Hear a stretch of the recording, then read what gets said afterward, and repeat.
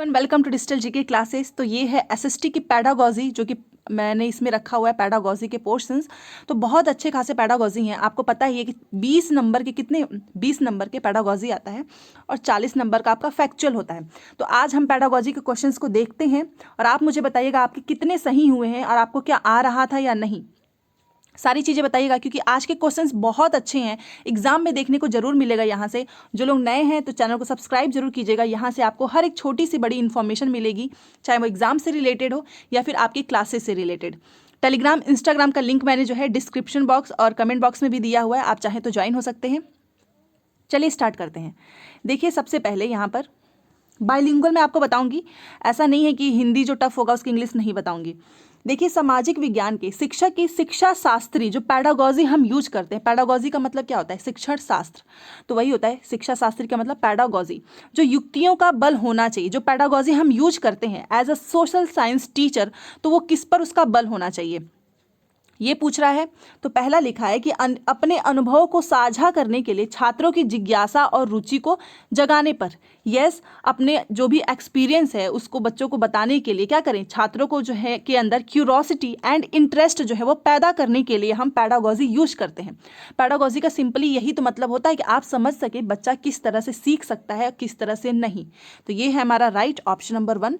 दूसरा देख लेते हैं, छात्रों को सामाजिक वास्तविकताओं के संदर्भ में बहुल विचारों के प्रभाव में डालने पर। बहुल नो, इसका कोई मतलब नहीं है, पैडागॉजी का हम यूज इसलिए नहीं करते हैं।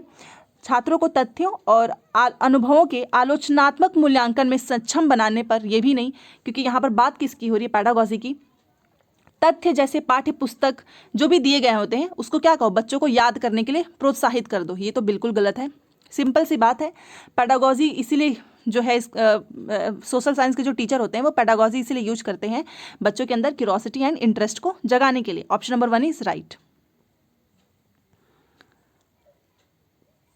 अब ये देखिए 77, निम्न में से कौन से विषय पर अध्यापक शिक्षण की विधि के तौर पर वाद विवाद बहस का आयोजन कर सकता है?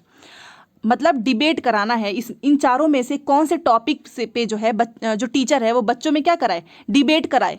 तो सबसे बेस्ट क्या होगा? एक 6 to 8 का बच्चा है, ठीक है, आपको डिबेट कराना चाहते हैं। पृथ्वी की परतें पे अर्थ का लेयर, वायुदाब जो एयर प्रेशर है, महाद्वीप तथा महासागर जो ओशन वगैरह हैं, या फिर पर्यावरण तथा विकास। आप खुद सोचिए कि एक 6 to 8 का बच्चा है, वो इन सारी चीज़ों पे उतना अच्छा से डिबेट नहीं कर सकता है जितना वो पर्यावरण तथा विकास पे। क्यों? क्योंकि ये जो है वो ऑलरेडी अपने प्रीवियस क्लासेस में पढ़ चुका है। यहाँ पर इसके जो पुरानी जो भी एक्सपीरियंसेस है उसको भी साझा करेगा इस डिबेट में, और बहुत कुछ सीखने को मिलेगा। मैंने हमेशा बताया है कि जब भी आपको कोई भी चीज़ सीखनी होती है हमें, तो हम क्या करते हैं, उसको जोड़ के सिखाते हैं। ये पुराने क्लासेस में, पुराने कक्षाओं में जो बच्चे पढ़े होते हैं, तो ये सबसे बेस्ट है, क्योंकि बच्चा इसके बारे में जानता भी है अच्छे से और वो यहाँ पर अच्छे से डिबेट कर सकता है। तो आपको क्या करना है, शिक्षण की विधि के तौर पे इस टॉपिक को लीजिए और बच्चों में डिबेट कराइए। डिबेट कराने से लर्निंग प्रोसेस बहुत अच्छी होती है। अब ये हमारा 78, निम्न में से कौन सा कथन सामाजिक विज्ञान के शिक्षक की कक्षाई गतिविधियों द्वारा छात्रों में आलोचनात्मक सोच को विकसित करने के लिए सही है? मतलब इन चारों में से आप बताओ कि कौन सी ऐसी जो है एक्टिविटी है जो कि बच्चों में क्या करे, क्रिटिकल थिंकिंग को डेवलप कर सके। क्रिटिकल थिंकिंग, क्रिटिकल थिंकिंग का मतलब आपको मैंने कई बार बताया, जिसमें आपको ज़्यादा सोचना पड़े। ऐसे ओपन एंडेड क्वेश्चंस टाइप के होते हैं, उन्हें ही बोलते हैं। ऐसा नहीं कि एक छोटा सा मैं आपको बोल दूं 4 + 2 कितना होता है तो आप बता दोगे आराम से, इसे नहीं बोलते हैं। तो चलिए देखते हैं। पहला देखिए, खोजी प्रश्नों को पूछना, जिसमें बच्चों को क्या करें, इन्वेंट करना पड़े, खोज करना पड़े। तो ये तो सबसे बेस्ट है ना कि बच्चा खोजेगा। दूसरा देखिए बी, छात्रों को प्रतिबिंबन मतलब रिफ्लेक्ट करने के लिए कहना। आप कहो बच्चों को रिफ्लेक्ट करने के लिए। अब ये देखो, ये रिफ्लेक्ट है, ठीक है। इस रिफ्लेक्ट का मतलब क्या है कि आप बच्चों को कह रहे हो कि तुम रिफ्लेक्ट करो। रिफ्लेक्ट का सिंपल सा एक मतलब है कि आपको कहना है बच्चों को, ये एक प्रोसेस होता है जहां पर स्टूडेंट जो है वो डिस्क्राइब करता है अपनी लर्निंग को, खुद की लर्निंग को, कि हाउ इट चेंज, कैसे चेंज हो रहे हैं, and how it might relate to future learning process, और कैसे वो सारी चीज़ें जो है उसको फ्यूचर लर्निंग प्रोसेस मतलब भविष्य में जो भी वो सीखेगा उसमें इसका योगदान होगा। इसी को बोलते हैं रिफ्लेक्शन, ठीक है। तो ये तो सब सही है, क्योंकि रिफ्लेक्ट करने के लिए आपको हमेशा कहना चाहिए, क्योंकि उसका कनेक्शन जो है बच्चा सीखेगा कि वो उसने क्या चीज़ें सीख रहा है, कैसे सीख रहा है, चेंजेस क्या हैं, फ्यूचर लर्निंग प्रोसेस में भी उसका बहुत बड़ा योगदान होता है। ये भी राइट, ये भी राइट। सी देखिए, छात्रों को दिए हुए कथन को स्वीकार करने के लिए कहना, ये एकदम गलत होता है कि आप जो चीज़ आपने बोल दिया है आप बच्चों को बोलो कि तुम इसको क्या करो, एक्सेप्ट करो। डी देखिए, छात्रों को बहुल दृष्टिकोण को प्रदान करना, मतलब बहुल का मतलब बहुत सारे जो हैं वो पॉइंट ऑफ व्यू से क्या करे, बच्चा देख पाए, सोच पाए। तो ए भी होगा, बी भी होगा, डी भी होगा, सी जो है वो नहीं होगा। तो इसका क्या होगा, ऑप्शन नंबर 3 इज राइट। अब हम चलते हैं 79 पर। ये देखिए, सामाजिक विज्ञान शिक्षण में आलोचनात्मक चिंतन की प्रासंगिकता का इंग्लिश क्या होता है, रेलेवेंट। रेलेवेंट का मतलब कौन सी चीज़ ज़्यादा उपयोगी है, उस विषय में कौन सा कथन सही है। अब आलोचनात्मक चिंतन का मतलब क्रिटिकल थिंकिंग के रेलेवेंट में इसमें से कौन सी चीज़ें सही हैं जिसमें बच्चा जो है खुद का दिमाग लगा सके। तो चलो देखते हैं। पहला है कि स्वतंत्र निर्णय और ज्ञान का अवबोध करना, बच्चा जो है डिसीजन लेने में एकदम स्वतंत्र हो और ज्ञान का जो है खुद की जो ज्ञान है उसकी अंडरस्टैंडिंग हो। तो ये तो एकदम सही है, क्योंकि जो बच्चा क्रिटिकल थिंकिंग होगा उसको खुद का डिसीजन लेने आना चाहिए। एंड बी देखिए, प्रजातंत्र में मतलब डेमोक्रेटिक में छात्रों को नागरिक के रूप में प्रभावशाली ढंग से सोचने व कार्य करने हेतु सशक्त बनाना। यस, आपको बच्चों को ये सिखाना होगा कि वो एक सिटीजन है और उनको इस पर जो है एक प्रभावशाली ढंग से इफेक्टिव तरीके से बच्चा सोचे और वो उसको कार्य करने हेतु उसको ये पता होना चाहिए कि जब वो बाहर निकलता है तो कौन सी चीज़ें उसे नहीं करनी चाहिए। जो एनिमल्स वगैरह हैं हमको उनको बिना मतलब के ऐसे नहीं मारना चाहिए। ये सारी चीज़ें क्या होता है, एक सिटीजन्स के हिसाब से जो भी ज़रूरी हो वो आपको सिखाना है। तो ये भी सही है। अब ये देखते हैं सी, सामाजिक विज्ञानों में मानक और प्रमाण में भेद द्वारा, जो मानक होती हैं कुछ चीज़ें स्टैंडर्डाइज्ड एंड कुछ प्रमाण वाली होती हैं, उसमें भेद द्वारा मतलब उसमें डिफरेंस के द्वारा किसी प्रस्ताव को उचित ठहराने की क्षमता का विकास। यस, बच्चे को अंदर आप इतनी कैपेबिलिटी आपको डालनी चाहिए कि बच्चा जो है खुद से डिसीजन ले सके, खुद से बता सके कि क्या चीज़ें सही हैं और क्या चीज़ें गलत। ये भी सही है। डी देखते हैं। डी देखिए, आकांक्षा पूर्ति हेतु सत्ताधारियों के दावों को स्वीकार करना, ये एकदम गलत है। कि जो अथॉरिटेटिव होते हैं, जो कुछ होते हैं ना आपके कॉलेज स्कूल्स में, कि वो बोलेंगे कि आपको इतने नंबर मैं दूंगा तो तुम ये काम करो, या फिर आप जो है अधिक नंबर पाने के लिए कुछ ऐसा चीज़ें करते हो, या फिर कभी कभी ऐसा होता है कि उनकी कुछ बातें आपको एक्सेप्ट भी करनी पड़ती है क्योंकि आपको नंबर अच्छा मिलेगा। तो ये एकदम गलत हो गया। एंड ई देखिए, नीतिगत निर्णयों के लिए आज्ञा पालन फैसला लेने में मानक का उपयोग। यस, ये भी राइट है। तो ए सही है, बी सही है, सी सही है, ई सही है, बट हमारा डी जो है वो गलत है। तो बस ये एक गलत है, क्योंकि आकांक्षा पूर्ति के लिए आपको कोई भी चीज़ें किसी की भी मानने की ज़रूरत नहीं है। तो आप समझ गए, ये हमारा इतना सही हो गया। तो 79 का क्या होगा, ऑप्शन नंबर देखते हैं, ये रहा 4 में है ABCE। और 4 ऑप्शन को भी आप समझ गए होंगे कि use criteria to make warranted judgement about policy decisions. तो ये तो होना ही चाहिए, पता होना चाहिए पॉलिसी डिसीजंस के बारे में भी। अब चलिए अगले क्वेश्चन पे चलते हैं 80। आलोचनात्मक से ना बहुत क्वेश्चन पूछेगा। देखो फिर ये आ गया, आलोचनात्मक चिंतन किन मूल्यों से संबंध रखता है, क्रिटिकल थिंकिंग। तो चलिए देखते हैं। जिज्ञासा, क्यूरोसिटी, ऑफकोर्स अभी बात किए थे। गौरव, प्राइड वाली चीज़ नहीं होनी चाहिए एक क्रिटिकल थिंकिंग में, इसका यहाँ पर कोई काम नहीं है। तो देखो ये होगा, गौरव नहीं होगा। रिफ्लेक्शंस ऑफ कोर्स होगा, रिफ्लेक्शन अभी मैंने आपको बताया, इससे बच्चे को पता चलेगा उसकी लर्निंग कैसी हो रही है, क्या सीख रहा है, ये सारी चीज़ें। तार्किकता, लॉजिक लगाना, यस ऑफ कोर्स होगा। आज्ञा पालन ये नहीं होगा एक क्रिटिकल थिंकिंग। अभी हम लोग प्रीवियस क्वेश्चंस में पढ़े ना कि आज्ञा पालन, कि आपको बस ऐसे ही किसी भी चीज़ों की, आप अथॉरिटेटिव जो आपके कॉलेज वगैरह के कुछ होते हैं उनकी बात को बस ऐसे ही स्वीकार नहीं करना है, चाहे भले से वो बात गलत हो फिर भी आप उसको एक्सेप्ट कर रहे हो। तो ये चीज़ें गलत हैं। कोई ज़रूरी नहीं है कि सबकी आप बातें जो है एकदम आज्ञा पालन करो, आपको खुद का अपना लॉजिक, खुद की रीजनिंग जो है लगानी है कि क्या चीज़ें सही हैं और क्या चीज़ें गलत है, इसलिए ये गलत हो गया। तो देखो सही है option number A, C and D। A, C और D सही है, ऑप्शन नंबर 2 इज राइट। आप समझ गए होंगे ये हमारा सही है, ये आज्ञा पालन, और ये गौरव जो है ये गलत है।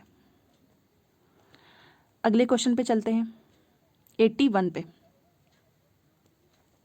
आप अपनी अगली कक्षा में चर्चा द्वारा राष्ट्रीय आंदोलन में दांडी मार्च के महत्व के विषय में छात्रों की तर्क शक्ति विकसित करना चाहते हैं। आप किस बात पर बल दोगे? देखो, आप जो है एक चैप्टर पढ़ा रहे हो हिस्ट्री का, उसमें राष्ट्रीय आंदोलन जो दांडी मार्च जो है स्टार्ट हुआ था, जो गांधी जी ने किया था, उसके बारे में आप पढ़ा रहे हो, बट आप उसके महत्व के विषय में बच्चों में क्या चाहते हो कि बच्चा जो है तर्क कर सके, तर्क शक्ति जो है उसकी डेवलप करना चाहते हो। तो इन चारों में से आप क्या करोगे? चलिए देखते हैं। सबसे पहले साबरमती से दांडी तक, यहाँ तक स्थान और दूरी, मतलब आप बता दो कि यहाँ की स्थान कितना था, इसकी दूरी कितनी है। तो यहाँ पर कौन सा इसको तर्क लगाना है? ये तो फैक्चुअल क्वेश्चंस हो गए, तो ये तो होगा ही नहीं। बी देखो, नमक बनाने और बेचने पर सरकार का एकाधिकार। एकाधिकार का मतलब क्या होता है? मोनोपोली। आपको पता ही होगा मोनोपोली का मतलब क्या होता है कि कोई भी इंडस्ट्री हो, कोई भी सर्विस हो, उस पर कोई एक जो है किसी का कंट्रोल हो। तो जैसे कि नमक में हुआ था कि ब्रिटिश वगैरह जो थे उस नमक यूज नहीं करने देते थे, इसीलिए ये आंदोलन चलाया गया था। तो ये तो बेस्ट है, यहाँ पर बच्चा तर्क भी कर सकता है। क्यों? क्योंकि यहाँ पर जो है वन वर्ड वाले आंसर नहीं है, तो ये होगा। बी देखिए, बड़ी संख्या में सत्याग्रहियों की भागीदारी और उनका कष्ट सहना है। ऑफ कोर्स होगा, क्योंकि इसमें बहुत कष्ट सहे थे, तो आप इसको भी आराम से वहां पर बता सकते हो कि बच्चा जो है इसमें अपना तर्क लगाए। डी देखिए, सरकार द्वारा 1935 का अधिनियम पारित करना, कि सरकार ने 1935 का अधिनियम जो है वो क्यों पारित किया था? तो यस, ये भी सही है। तो बी होगा, सी होगा, डी होगा। ये मैंने आपको बता दिया ये क्यों नहीं होगा। तो B, C, D, option number 2 is right. बस ऐसे ही आपको आराम से आंसर मिल जाएंगे। अब ये हमारा है 82। इसमें देखिए, निम्नलिखित में से एक विषय के तौर पर सामाजिक एवं राजनैतिक जीवन के उद्देश्य कौन से हैं? मतलब सामाजिक, सोशल और राजनैतिक, पॉलिटिकल जो लाइफ होते हैं उसके उद्देश्य क्या है, उसके ऑब्जेक्टिव्स क्या हैं, ये आपको बताना है। तो चलो देखते हैं, क्वेश्चंस पढ़ते हैं। इन चारों में से ही होगा कोई। पहला देखो, लिखा है कि पाठ्य पुस्तक में चर्चित दैनिक जीवन एवं समस्याओं के बीच संबंध बनाने में छात्रों को सक्षम बनाना। ऑफ कोर्स, अगर आप टेक्स्ट बुक पढ़ा रहे हो तो उसमें जितना ज़्यादा हो सके दैनिक जीवन से और समस्याओं से बच्चों को रिलेट करना सिखाओ, बच्चा उसको समझ सके। ये एकदम सही है। बी देखिए, ये एकदम सही है। बी देखते हैं, सभी उठाए गए मुद्दों की लैंगिक प्रकृति की पहचान करने में छात्रों की सहायता करना, कि जितने भी मुद्दे उठाए जाते हैं आप उसका नेचर पहचान, बच्चा जो है उसको पहचान सके, इसमें आपको क्या करना है? बच्चे की हेल्प करनी है। तो क्या ये राइट होगा? ऑफ कोर्स राइट होगा। सी देखिए, इसमें लिखा है कि राजनैतिक, सामाजिक, आर्थिक मुद्दों को आलोचनात्मक तरीके से विश्लेषण व व्याख्याकित, मतलब डिस्क्राइब कर सके बच्चा। ऑफ कोर्स सही है कि पॉलिटिकल हो गया, सोशल हो गया, इकोनॉमिक जो मुद्दे होते हैं उसमें बच्चा क्या करे? क्रिटिकल थिंकिंग से उसको एनालाइज कर सके, और ये सबसे बेस्ट होता है। ऐसा कौशल आपको, स्किल्स जो है बच्चों के अंदर डेवलप करना है, तो ये भी सही है। डी देखिए, छात्रों में आदर्श नागरिक एवं नागरिकता के संवेदन को आत्मसात करवाना। तो क्या ये आत्मसात का मतलब क्या होता है? कि आप क्या कर रहे हो? बच्चों को याद करवा रहे हो। देखिए यहाँ पर, to imbibe a sense of ideal citizen and citizenship among students. हमको कभी भी कोई भी चीज़ क्या करना है? इम्बाइब नहीं करवाना है, आत्मसात नहीं करवाना है, और ये इसका कोई उद्देश्य नहीं है, तो ये गलत हो गया। अब देखिए इसमें राइट कौन कौन सा है वो देखते हैं। ए वाला हमारा सही है, आपको दैनिक और समस्या जीवन से इसको रिलेट करना है।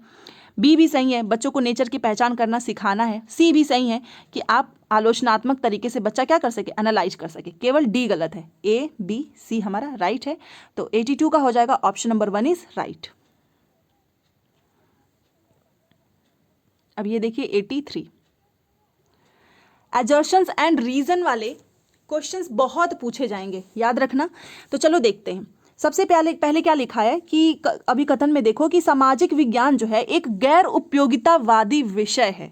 यहीं पर इसने गलत लिख दिया। अगर आप इंग्लिश में भी देखना चाहें, यहाँ पर देख लीजिए दोनों चीजें, कि social science is a non utilisation of subject, मतलब इसका कोई उपयोग ही नहीं है। एकदम गलत है, इसका बहुत उपयोग है। यहीं से पता चलता है हिस्ट्री क्या है, ज्योग्राफी क्या है, पॉलिटी क्या है, सारी चीजें गलत है।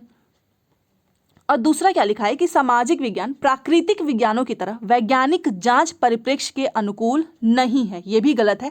ऑफ कोर्स है, सोशल साइंस भी क्या है? डू नॉट लेंड लिखा है कि themselves to scientific inquiry like the natural science. जैसे नेचुरल साइंस में इंक्वायरी वगैरह होता है, वैसे ही सोशल साइंस भी होता है। ये जो हड़प्पा की जो खुदाई हुई उसके बारे में पता चला, जो धोलावीरा है, लोथल है, ये क्या है, ये इंक्वायरी हुई है तभी तो पता चला है। और यहाँ पर क्या लिख रहा है, ये नॉट, कि ये नहीं है, डू नॉट, तो ये गलत हो गया। यहाँ पर भी नहीं लिख दिया और ये गैर उपयोगितावादी बता दिया। दोनों की दोनों चीज़ें गलत हैं, तो हमको गलत वाले ही पे ही चलना है, क्योंकि हमको पता है कि यहाँ पर ऑप्शंस देखने का भी कोई मतलब नहीं है, बिकॉज ए और आर जो है वो दोनों गलत हैं। ये इसका राइट आंसर हो गया। ठीक है, अब चलो अगले क्वेश्चन पे चलते हैं। 84 में देखिए, अध्यापक जो है छात्रों को विभिन्न सामाजिक आर्थिक वर्गों की 10 महिलाओं के साक्षात्कार मतलब इंटरव्यू करने और उनके द्वारा अनुभव की जाने वाली चुनौतियों को पता करने के लिए कहते हैं। वे छात्रों को किस प्रकार के अधिगम स्रोतों के प्रयोग के लिए उत्साहित कर रही है। अब आप यहाँ पर देखो कि अध्यापक ने कहा कि जो सामाजिक आर्थिक वर्ग की 10 महिलाओं के क्या करो, इंटरव्यू लो और उनके एक्सपीरियंसेस पता करो कि उनको कौन कौन सी चीज़ें जो है फेस करनी पड़ी हैं। तो जो टीचर है वो छात्रों को किस प्रकार के अधिगम स्रोतों को यूज करने के लिए जो है मोटिवेट कर रहा है। तो ये तो सिंपल है, प्राथमिक स्रोत। प्राथमिक स्रोत वही होता है कि जो डायरेक्ट आप कोई चीज़ कर रहे हो। जैसे जनगणना का एग्जांपल मैं देती हूँ, जनगणना होता है तो वो डायरेक्ट घूम घूम कर लोग करते हैं कि कहाँ पर कितनी चीज़ें हैं। अगर उसको आपके बुक्स में नोट कर दिया जाएगा तो वो द्वितीयक स्रोत बन जाता है। यहाँ पर बच्चे खुद जाएंगे और 10 महिलाओं के इंटरव्यू लेंगे, तो इंटरव्यू क्या हो गया, जिसने लिया है डायरेक्ट हो रहा है ना, तो ये हो गया हमारा प्राथमिक स्रोत। समझ गए। अब चलिए 85 पे। अब ये है 85 में, छात्रों के लिए उपयुक्त परियोजनाओं के चयन पर, परियोजना का मतलब प्रोजेक्ट, दिए गए ABC कथनों पर विचार करो और इसमें से सबसे इंपॉर्टेंट आपको बताना है, जो सबसे ज़्यादा इंपॉर्टेंट हो। तो चलिए देखते हैं। पहला लिखा है कि अधिगम के उद्देश्यों को पाठ्यक्रम के अनुरूप होना चाहिए। मतलब आप जो लर्निंग करा रहे हो, जो उसका ऑब्जेक्ट है वो किसके अनुरूप होना चाहिए, करिकुलम के, जिसके लिए परियोजना कार्य हुआ है, जिसके लिए आप प्रोजेक्ट कर रहे हो उसी के अकॉर्डिंग होना चाहिए। ऑफ कोर्स ये तो सही है, क्योंकि ये परियोजना की बात हो रही है ना, तो जो हमारा प्रोजेक्ट हो उसी के हिसाब से हमारा करिकुलम भी होना चाहिए। एंड बी देखिए, जो विषय पाठ्यक्रम में पढ़े हुए हैं उनका परियोजना कार्य से जोड़ें। ऑफ कोर्स जो भी विषय आपने पढ़ा हुआ है उसको क्या करो, प्रोजेक्ट कार्य से जोड़ दो। सी देखिए, सुनिश्चित करें कि परियोजना कार्य विद्यालय के बाहर स्थित हो। ये यहाँ पर गलत लिख दिया है। आपको कोई ज़रूरी नहीं है कि कोई प्रोजेक्ट करना है वो विद्यालय के बाहर ही हो, अंदर भी हो सकता है, इसलिए सी गलत है, ए और बी सही है। केवल यही दोनों सही हैं, बाकी के सब गलत हैं। तो ऑप्शन नंबर 2 इज राइट, ए और बी सही है। अब हम चलते हैं 86 पे। देखो ये एसएसटी की पेडागोजी ज़्यादा टफ नहीं लग रही होगी आपको। 86 देखते हैं, निम्नलिखित प्रश्नों में से कौन सा प्रश्न विद्यार्थियों के कार्य विधिक ज्ञान के आकलन का प्रयास करते हैं। कार्य विधिक ज्ञान, ये कार्य विधिक क्या होता है यहाँ पर देख लीजिए आप, जो कि procedural knowledge of students. Procedural knowledge का मतलब क्या होता है कि जो प्रोसीजर होता है ना कोई चीज़ सीखने का, बच्चों को आप कोई ज्ञान दे रहे हो तो उसका कोई प्रोसीजर होता है। आप डायरेक्ट बच्चों को गुणा भाग नहीं कराने लग जाओगे, प्लस माइनस से स्टार्ट करोगे। सिंपल यही पूछ रहा है कि इसमें से जो है कार्य विधिक ज्ञान के आकलन का प्रयास करते हैं। इन जो ऑप्शंस ये जो 5 दिए गए ना, इनमें से आपको बताना है। तो पहला देखते हैं, अपने क्षेत्र में वायु प्रदूषण को नियंत्रण करने के 3 तरीकों का वर्णन करो। क्या ये कार्य विधिक ज्ञान है? इसमें क्या करना होगा, इसमें कुछ काम करना, कुछ प्रोसीजर करना होगा, जिससे बच्चे को क्या मिलेगी, हेल्प मिलेगी कुछ सीखने में। तो ये ऑफ कोर्स है, क्योंकि वायु प्रदूषण को कैसे कंट्रोल करना है इसके बारे में हर बच्चा अपना अलग अलग जो है व्यू बताएगा। आगे देखिए, यूरोपीय व्यापारी कंपनियों को भारत की ओर से किस बात ने आकर्षित किया था। यहाँ पर कोई ये इसमें क्या करना है, ये तो आपको इसमें बच्चे को कुछ काम ही नहीं करना होगा, क्योंकि वो ना तो करके सीखेगा और ना ही कुछ बता पाएगा। यहाँ पर आप खुद देखो कि यूरोपिक जो व्यापारी कंपनी है, भारत की ओर से किस बात ने उसको आकर्षित किया था, ये ज़्यादा इंपॉर्टेंट नहीं है कार्य विधिक ज्ञान के लिए। सी देखिए, अंग्रेजों ने भारतीय कृषि का व्यापारीकरण किस प्रकार किया। ये हो सकता है कि जो भारतीय जो कृषि थी उसका अंग्रेजों ने जो व्यापार जो किया था वो किस प्रकार से किया था, तो यहाँ पर आप बता सकते हैं। ये क्या होगा, एक प्रोसीजरल नॉलेज होगा। डी देखिए, स्थायी बंदोबस्त की मुख्य विशेषताओं का वर्णन करो। ये मुख्य विशेषताएं जो एज इट इज बुक में लिखा रहेगा वहीं से 2-4 आप बता सकते हैं। ई देखिए, वे कौन सी परिस्थितियां जी थी जिसने बंगाल में नील के उत्पादन को धीरे धीरे खत्म कर दिया। ये भी प्रोसीजरल जो नॉलेज नहीं है, आपको क्या करना है, कौन विद्यार्थियों के कार्यविधिक, जिसमें बच्चों को खुद से कुछ करना पड़े, कार्यविधिक ज्ञान के आकलन का प्रयास करते हैं। तो वो कौन सा है, एक तो ये होगा कि वायु प्रदूषण को नियंत्रण करने के 3 तरीके का वर्णन करो, ये हो जाएगा। और एक सी होगा कि भारतीय कृषि का व्यापारीकरण किस प्रकार किया। ये दोनों राइट हैं, ऑप्शन नंबर 1 इज राइट। बाकी के सब में जो है विशेषताएं पूछ रहा है, वहां पर खुद से उसको कुछ करने को मिलेगा ही नहीं। तो ये मैंने बता दिया, A and C is right. अब 87 देखिए, समीर जो है वो ट्रेन द्वारा भोपाल से चेन्नई की यात्रा कर रहा है। ट्रेन द्वारा भोपाल से कहाँ जा रहा है, चेन्नई। वह उन राज्यों के संदर्भ में, मतलब उनके कॉन्टेक्स्ट में बहुत ज़्यादा क्यूरियस है, उत्सुक है, जिज्ञासु हो जाता है, जिनसे वह गंतव्य तक पहुंचने के दौरान गुजरेगा। मतलब भोपाल से चेन्नई के बीच में जो भी स्टेशन, जो भी जगह आएगा, उसके लिए वो क्या है, बहुत ज़्यादा क्यूरियस है। सबसे उपयुक्त तरीका सुझाएं जिससे वह उत्तर भी ढूंढ ले और उसमें कोई कौशल भी विकसित हो। तो आप क्या करोगे कि सबसे बेस्ट बताओ कि बच्चे को जो है यहाँ भोपाल से चेन्नई के बीच में जितने भी स्टेशन, जो भी जगह पड़ेगा, उसका बच्चों को उत्तर भी मिल जाए, मतलब वो ढूंढ भी ले और उसके अंदर एक नया स्किल्स आ जाए। तो आप क्या करेंगे यहाँ पर यही तो करेंगे ना कि आप बच्चों को ये बोलोगे कि ये देखो मानचित्र, मैप वगैरह आता है, वहाँ पर आप बच्चों, जो भी बच्चा होगा उसको रेल का नंबर बता देंगे, संख्या बता देंगे, और क्या करेंगे वहाँ पर उस रूट को वो देखेगा। और देखिए यहाँ पर उसको एक स्किल भी पता चलेगा सीखने के लिए कि कौन सा जो ये मैप है इसको कैसे यूज करना है, इसमें कौन पता चल जाता है कि कौन सा स्टेशन आने वाला है। और यहाँ पर उसको ये भी पता चल जाएगा कि भोपाल से चेन्नई के बीच में कौन से जो है गंतव्य से वो गुजरेगा, कौन कौन से शहर जो है इस बीच में पड़ेगा। तो यहाँ पर देखो स्किल भी सीख रहा है, मैप, क्योंकि मैप से ही तो पता चलेगा ना, उसको पता चल जाएगा कि ये सारी चीज़ें इस बीच में आएंगी। तो देखते हैं यहाँ पर, देखिए भारत के राजनीतिक मानचित्र को देखें और मध्य प्रदेश और तमिलनाडु के बीच पड़ने वाले सभी राज्यों का पता करें। यहाँ पर उसको पता तो चल जाएगा, बट वो कोई स्किल्स नहीं सीखेगा। स्किल्स कब सीखते हैं बच्चे, जब वो खुद करके सीखेंगे, जब वो खुद मैप जो है उसमें देखेगा। इसके बारे में अपने माता पिता से पूछो, मतलब मम्मी पापा से पूछ लो यहाँ पर वो क्या सीखा, क्योंकि वो तो बता देंगे। तीसरा देखो, रेल का नंबर, संख्या पता लगाएं और उसके रूट को मानचित्र पर ढूंढे, पता लगाएं। इससे क्या होगा कि बच्चे के अंदर जो है, ये बच्चा खुद से उत्तर भी ढूंढ लेगा और उसके अंदर एक कौशल भी विकसित हो जाएगा। समझ गए होंगे आप, ये राइट है। और ये देखिए लिखा है कि जो भी पास के रेलवे स्टेशन है वहाँ पर उतर जाओ और रेलवे मास्टर से पूछ लो कि भैया इसके बीच में कौन कौन से जो है हम स्टेशन और जगह पड़ेंगे। तो ये भी गलत हो गया, ये भी गलत, केवल तीसरा सही है। अब हम देखते हैं 88। इसमें देखिए लिखा है कि निम्नलिखित प्रश्नों में से कौन सा छात्रों को तथ्यात्मक ज्ञान को आंकने का प्रयास करता है। जो तथ्यात्मक ज्ञान होता है ना, एक चीज़ याद रखना, हमको रोड लर्निंग को नहीं करना है, बट हमेशा ये कोशिश करनी है कि कौन से क्वेश्चन जो है वो tries to access a student's knowledge, बच्चे का जो नॉलेज है उसको कौन से क्वेश्चंस जो है वो आंक सकते हैं, आकलन उसका कर सकते हैं। तो हिंदी में इसलिए मैं बोल रही हूँ, यहाँ पर बहुत से लोगों को लगेगा कि तथ्यात्मक का मतलब रटना होता है, नहीं, नॉलेज की बात हो रही है। तो चलिए देखते हैं, ये हमारा 88 है। देखिए लिखा है ए में कि कौन से 2 मुख्य जलवायु घटक मृदा निर्माण के लिए उत्तरदायी हैं।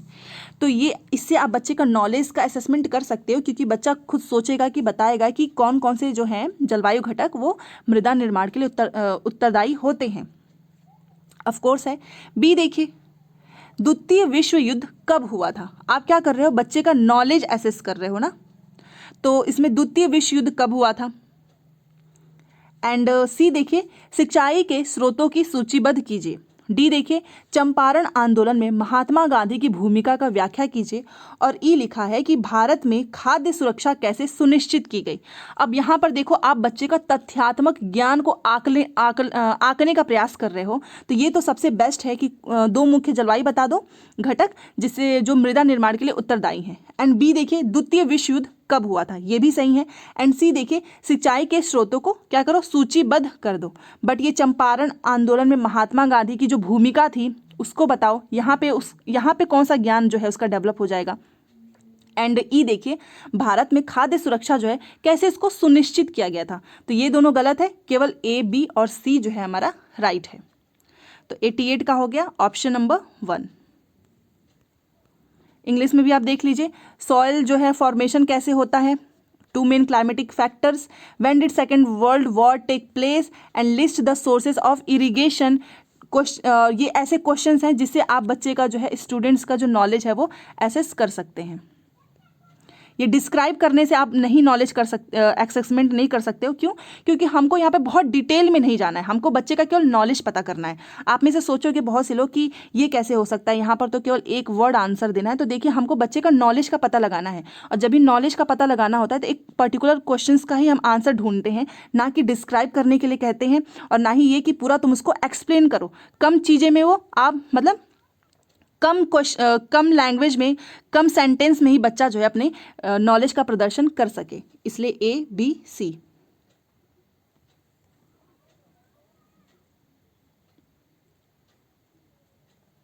एंड ये हमारा 89। आपको अपने छात्रों के समूह को संसद पटल पर रखे एक नए कानून के प्रति अवगत करने के लिए एक प्रोजेक्ट कार्य देना है। उनकी समझ का मूल्यांकन मापन करने के लिए आप निम्न में से क्या कार्य देंगी? ठीक है, एक बार और आप देख लो यहाँ पर इंग्लिश में। which you have to give a group of students a project to make people aware of a new law। मतलब जो न्यू लॉ है उससे आप क्या चाहते हो, लोगों को अवेयर करना चाहते हो। तो ऐसा आपने क्या किया, एक ग्रुप में स्टूडेंट्स को प्रोजेक्ट दिया कि जो नया कानून है उसमें क्या करो, लोगों को अवेयर करो। That is to be tabled in the parliament, जो कि पार्लियामेंट में है। तो आप इसमें से कौन सा ऐसा टास्क करवाएंगे स्टूडेंट से, एक्सेस देयर अंडरस्टैंडिंग, उनकी समझ को आंकने के लिए। देखो, समझ में आ जाता है और नॉलेज, दोनों चीज़ें डिफरेंट हैं। जो अभी ऊपर नॉलेज आ रहा था ना, वो एक तरफ से तथ्यात्मक चीज़ें ही आ जाती हैं, जिसमें आपको कुछ फैक्ट के साथ अपनी नॉलेज का भी प्रदर्शन करना पड़ता है, वहाँ का ये। तो आप समझ गए होंगे ये 89 में।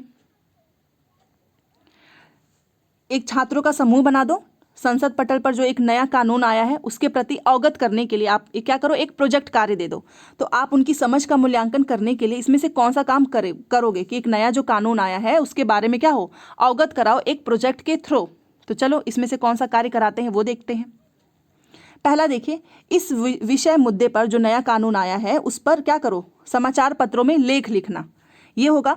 एंड बी देखिए, विभिन्न सामाजिक समूहों का नजरिया मालूम करना और क्या करो, एक रिपोर्ट तैयार करो कि जो नया कानून आया है उसके बारे में सभी लोग जो है क्या नजरिया रखते हैं। सी देखिए, कानून निर्माताओं से मिलना और लेख निबंध लिखना। क्या ये होगा, आपको खुद एक नए कानून के बारे में खुद से पता करना है, तो जब आप कानून निर्माताओं से ही मिल लोगे तो वो तो बता ही देंगे आपको, आप खुद से तो कुछ कोशिश ही नहीं करोगे, तो ये तो बिल्कुल नहीं करना है। डी देखिए, सार्वजनिक स्थानों पर लगाने के लिए पोस्टर तैयार करना।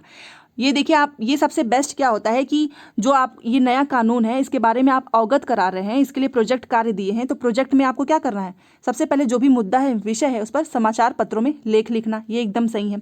बी भी सही है कि सभी लोगों का क्या हो, तुम नजरिया मालूम करो, रिपोर्ट तैयार करो, ये भी सही है।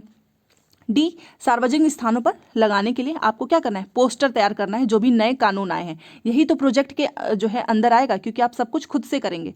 बट ये वाला गलत है कि तुम खुद जो है कानून जो बनाते हैं उनसे मिल लो और लेख निबंध लिख दो, तो ये गलत हो गया।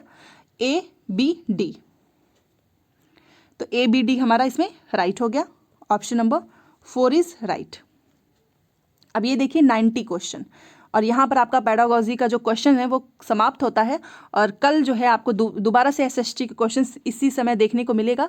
तो टेलीग्राम, इंस्टाग्राम का लिंक भी दिया है, चैनल से जुड़े रहिए, एग्जाम तक आपका पेपर जो है सच में क्लियर हो जाएगा। निम्न में से आकलन की कौन सी रूपरेखा बच्चों में आत्म आकलन मतलब सेल्फ असेसमेंट, सेल्फ जो लर्निंग होती है उसका अवसर प्रदान करती है। और ये तो बहुत सिंपल है, ऐसा कौन सा असेसमेंट है इसमें जिसमें से बच्चा खुद का असेसमेंट कर सकता है, तो वो है अधिगम की तरह आकलन, जिसे बोलते हैं असेसमेंट एज लर्निंग। ठीक है, याद रखना इसको। सेल्फ असेसमेंट या फिर सेल्फ लर्निंग, ये दोनों चीज़ें जो हैं बच्चा किसे करके देखता है, असेसमेंट एज लर्निंग, ये इसका राइट आंसर है। और मैं आपको बता देती हूँ यहाँ पर, ये देखो असेसमेंट फॉर लर्निंग ये हमारा FA होता है, formative assessment. Assessment of learning ये हमारा SA होता है, मतलब जो समेटिव असेसमेंट, ये जो है असेसमेंट, समेटिव असेसमेंट लिखा है ना, इसी को बोलते हैं असेसमेंट ऑफ लर्निंग। कुछ डिफरेंस नहीं होता है, बस नाम बदल दिया है। तो यहाँ पर ये भी मैंने आपको समझा दिया और आपको ये भी समझ में आ गया कि सेल्फ असेसमेंट जो है अधिगम की तरह आकलन, असेसमेंट एज लर्निंग को कहते हैं। डायरेक्ट क्वेश्चंस उठाया हुआ है सीटेट ने हर एक शिफ्ट में। तो ये थी आज की क्लास अच्छी लगी हो तो प्लीज़ लाइक करें, शेयर करें, चैनल को सब्सक्राइब कर लें। और बस मेहनत बहुत लगती है बट अच्छा लगता है कि आप जो है इसे सीख रहे हैं और आपका रिस्पांस काफ़ी अच्छा आता है। ये देख के मुझे खुशी होती है कि चलो जो भी मेहनत कर रही हूँ बस आपका सीटेट पास हो जाना चाहिए। इसलिए आप खुद से मेहनत जरूर करना, सेल्फ स्टडी मत बंद करना, क्योंकि बिना सेल्फ स्टडी के किसी का भी सीटेट क्लियर नहीं होता है। Thanks for watching.